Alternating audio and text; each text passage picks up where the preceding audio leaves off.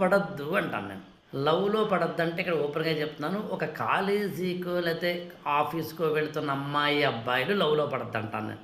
ఎందుకు పడకూడదు? లవ్‌లో ఉన్నంత వరకు నీకు బావుంటుంది.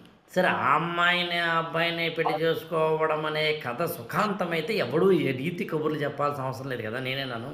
అలా కాకుండా ఏ కారణం చేతనైనా అది కనుక ఫెయిల్ అయితే, బ్రేకప్ అయితే, నాకు తెలిసి 3 రకాలైన కాంటెక్స్ట్‌లుంటాయి. ఒకటి మనిద్దరికి బ్రేకప్ అయింది హాయిగా అని చెప్పి నీ రూట్ నువ్వు చూసుకో, నేను రూట్ నేను చూసుకుంటా అని చెప్పి ఎవరికి వాళ్ళు వెళ్ళిపోవడం.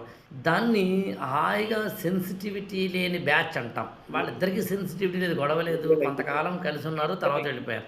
అలా కాకుండా రెండవ రకం తీసుకుందాం. వాళ్ళు ఏం చేస్తారంటే సింపుల్‌గా చెప్తున్నాను. కొంచెం డిస్టర్బ్ చేసుకుంటారు. "నువ్వు నన్ను వదులుతావా? నేను నిన్ను వదులుతాను" అని ఇగోకి పోతారు. అది బ్రేకప్ అయితే ప్రమాదమే కదా! కొంతమంది ఇంకోడుంటారు యాక్చువల్‌గా. ఏడుస్తూ కూర్చుంటారు. నేను ప్రేమించిన అబ్బాయి ఎళ్ళిపోయాడు మొర్రో, నేను ప్రేమించిన అమ్మాయి వెళ్ళిపోయింది మొర్రో అని స్ట్రీట్ లైట్ కింద ఏదో ఎర్ర శాలువా కప్పుకొని, బుజ్జి కుక్కని, గజ్జి కుక్కని పక్కన పెట్టుకొని, కుడి ఎడమైతే పొరపాటు లేదోయ్ అని పాటలు పాడుకుంటూ కూర్చుంటాడు యాక్చువల్‌గా. అరే బాబా! నువ్వు బుద్ధి లేని వాడివి కాదా? ప్రేమలో పడ్డప్పుడు నీకు తెలీదా? ప్రతి మ్యానుఫ్యాక్చరింగ్ దానికి ఒక ఎక్స్‌పైరీ డేట్ ఉంటుందని. నీకు అంత సిగ్గుమాలిన వాడివా? అంటే ఒక అమ్మాయి నిన్ను ప్రేమించకపోతే, ఒక అబ్బాయి నిన్ను ప్రేమించకపోతే ఏడ్చేస్తావా? లేదా చంపేస్తావా? లేదా ఏదో సాడో ఏదంటారు సైకో అయిపోతావా? ఏం బతుకులురా మనవి? యెస్! జీవితంలో కొన్ని దక్కాలని కోరుకుంటాం. దక్కితే ఓకే.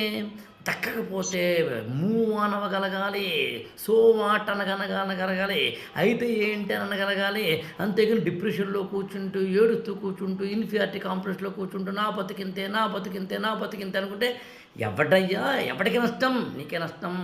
ఒక అమ్మాయి కోసం, ఒక అబ్బాయి కోసం నీ నిండైన జీవితాన్ని పణం పెడతావా? ఏదో అనుకుంటాం.